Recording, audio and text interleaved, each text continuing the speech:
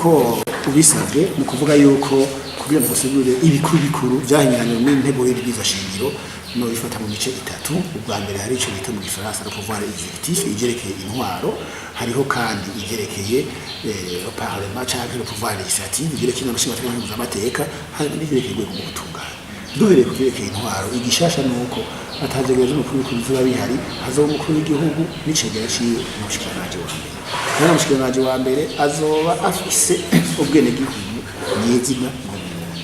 Hanyuma kandi nuko icegera cy'umukuru w'igihugu atabasangiye ubwoko umukuru w'igihugu cyane umugambe, ivyo birangiza kugira ngo abantu basangikanya kandi n'ibintu byiza cyane.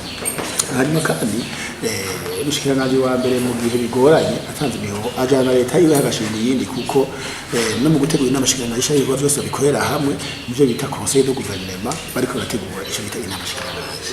Kandi mu bubasha ashobora guhereza abo bategetsi bakuru bakuru mukuru w'igihugu, arashobora guha ububasha icegera ciwe kugisha inamashikiranganje umugabo akacisha mu itegeko, cyo kimwe no ku mushikiranganje wa mbere. Mu vyerekeye intwaro kandi nuko ibintu by'ubukungu byavuye ku myaka 5 ku myaka 4, ariko atakurinze ingingo bibiri nkuko bisabwa n'amasezerano y'Arusha.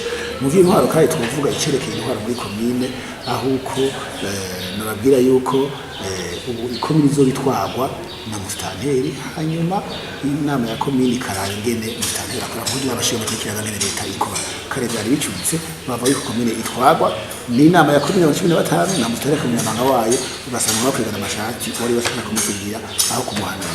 Hariho nakandi ndetse kerekana yuko muri yo amatari udashobora kumusivira n'ubundi bashobora guhabwa imabanga mu gihe nagiye n'ibyo bita condition de cachet.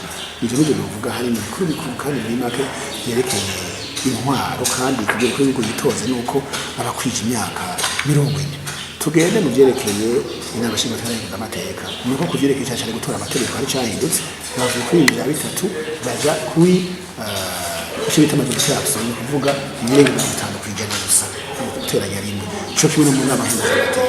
Ku mateka ku makomeye n'izindi ngingo baciye bagira 5 akomeye 3 naho ariko byagenda. Hariya kandi nuko rwagwe rwabucaba bita ku de compte kare wasuzuma amakonti ya leta kwarukuraba no gutanga raporo vuga ntibacimanga, ariko ubu bazoca baciye imanza bazaba bakoze amakosa kuri ayo makonti ya leta, bazaba baheje gusuzuma no gukora bishasha. Hanyuma kandi n'amahinduza amateka baravuga ko ibihugu biba bifise uburenganzira bwo kuba no kuja muri bashinga amateka bizoba bihagaritswe n'abanyagihugu.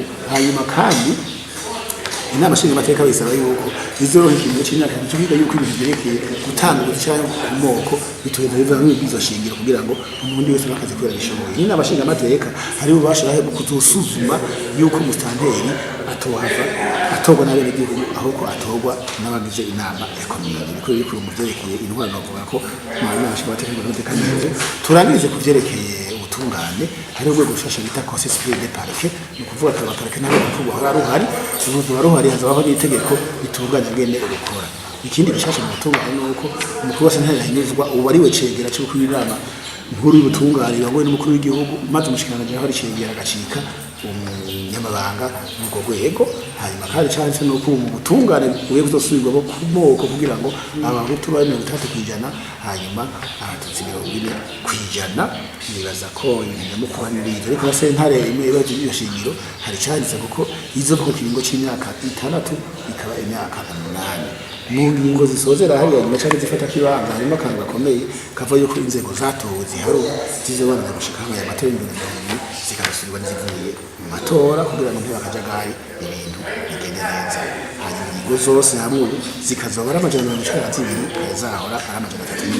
Murakoze.